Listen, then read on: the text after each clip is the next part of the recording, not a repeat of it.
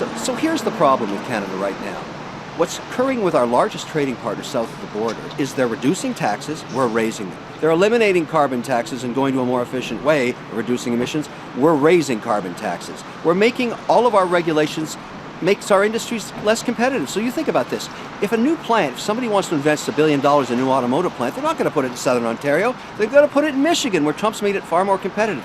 That's easy to understand, and then we lose thousands of jobs. We've lost tens of thousands of jobs in Alberta, in Ontario. The country is swimming in the wrong direction. Somebody's got to fix it. I'm going to do it. I'm going to go to Ottawa in 2019. It's not going to be an election. It's going to be an exorcism. I'm going to cast out the malaise of all these policies that Trudeau's put in place. We've got to get rid of him. I'm actually born from Lebanese and Irish immigrants.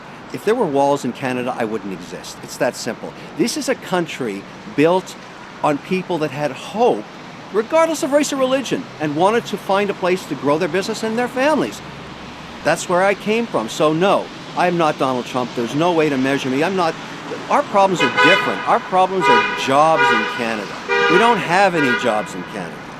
I'm going to spend the next 2 years as leader of the Conservative Party, not in Ottawa. I'm going to speak to young Canadians because I want them to understand they can have the same opportunity I had, and I'm going to show them how we're going to get there.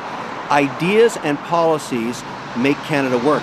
Canada cannot fulfill its promises in healthcare, in education, in military at 0.7% GDP growth. We need to get it to 3. I'm going to get it back to 3.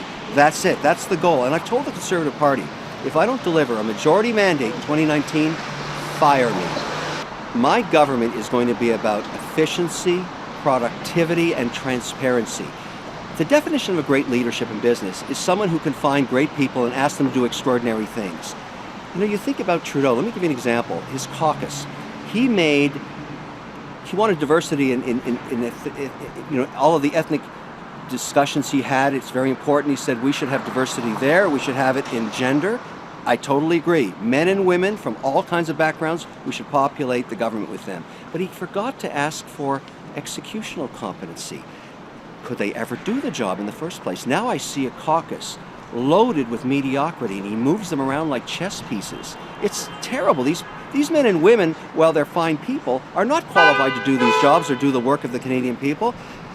That's not the kind of people I bring to go to work. When we set this up again in 2019, everybody on my team will have diversity, lots of men and women, lots of different people from different places around the world that are Canadians, but they'll have executional excellence. They'll know how to do their job.